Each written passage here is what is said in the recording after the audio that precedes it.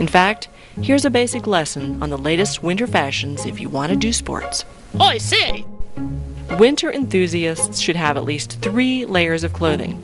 First, an underlayer, then another layer, then a final outer layer. Whenever possible, avoid cotton. Although it's comfortable, it won't keep you warm if you get wet and will trap sweat against your body. Wool, polypropylene, and synthetic fleece are usually advised. Don't forget a hat, gloves, and proper snow boots. You should also bring a map, twine, a knife, fire starter, high-calorie snacks, a cell phone, and a friend. Gar! Make sure you tell someone back home where you'll be going and when you should be back. Gar! Now, back to our story. Our team embarks on a windy day into the frigid mountains. Outside of the trees, it was really cold and really windy, and I thought, oh my goodness, what am I getting myself into? It's freezing out here. How does this compare to Russia? Oh, I lived there for a while, a year and a half. It was cold, but man, this Wyoming wind kind of kicks his butt. Just in the short time of getting everything together, my line is already froze. As we go further into the tree cover, our adventurers are relieved. Right here, there isn't any wind at all. It's nice. The team also sees firsthand just how deep snow can get in Wyoming mountains. Lesson number 3, snowshoeing requires some falling down. I mean, you trip over your snowshoes every now and again, and You okay, honey? it doesn't hurt as bad as like when you fall down skiing or anything like that. It's just kind of like falling in snow. You okay? Ow! You want me to take the camera? It was kind of awkward getting back up with those shoes on, flapping around. Oh, you found her! Save her! Columbo, our St. Bernard, coming from a proud breed of snow dogs accredited with hundreds of rescues in the Alps, is eager to help his fallen companions You found me! and to sit on them. Don't worry, I am keeping you warm. The dogs were good fun. They kind of scouted out around, and when you got tired, you could kind of just let them pull you along, and they loved it out there. Especially the St. Bernard. He would crawl in the snow and kind of dive around and roll around. As we progress further into the woods, Skip decides it's time to do a map check. So what are you doing, Skipper? Trying to figure out which way we're going. By orienting from the sun. Skip watches a lot of Man vs. Wild. I don't see it. It's there. And it's midday. I guess it doesn't work around 12. It doesn't work around 12. That's A note to our viewers. If you go into the woods, don't rely on the sun to get you out. Bring maps, compasses, warm clothing, matches, and anything else you'll need. I just thought it would be a lot of work, and it was actually, it wasn't a lot of work. It was just kind of like normal walking. I guess it was nice to see kind of everything, well, with that snow cover. It makes things a whole lot more beautiful.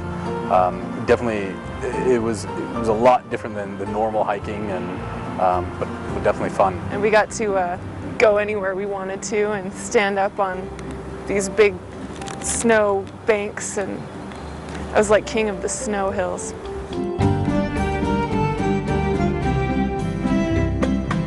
As our heroes stop for lunch, the weather gets worse, and they head for home. It was fairly, I believe it was inexpensive to rent the snowshoes, and it was lots of fun and easy to do, and definitely worth it.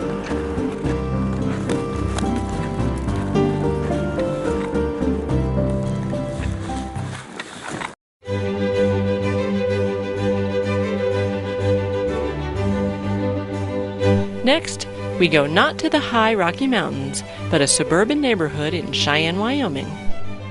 For who knows how long, people have been making simple structures out of winter's most common natural resource.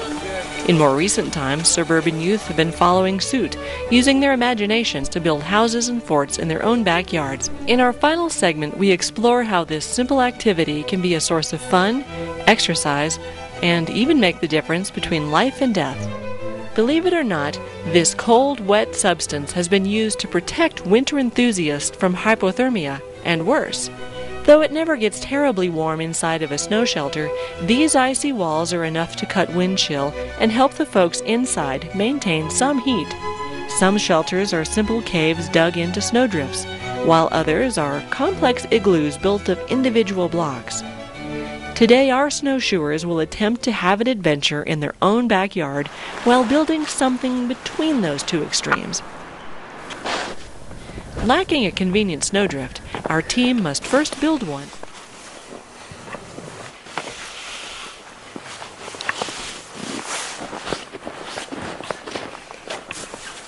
We decide to cheat a little using things most backpackers don't readily have available. You running out of snow back there? Do you have a few more loads? No, I got tons more loads. Oh, good.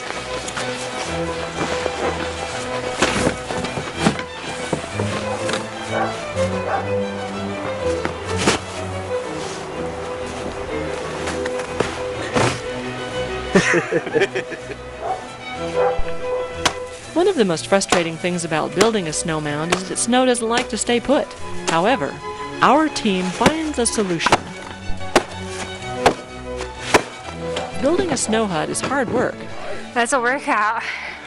Maybe we should break for a minute. When building a snow shelter this way, it's important to give the snow time to compact and settle so it doesn't cave in on you. However, we quickly learn that 2 days was way too long. Well, what's wrong? It's really hard.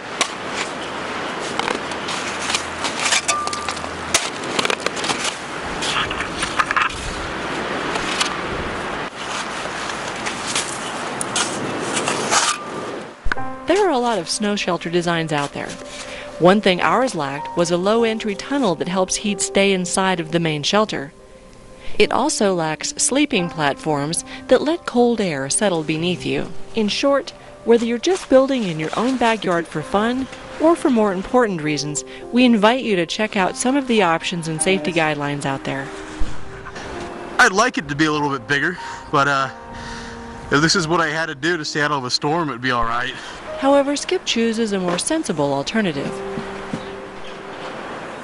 To learn more about what Wyoming has to offer this winter, log on to artsparkshistory.com.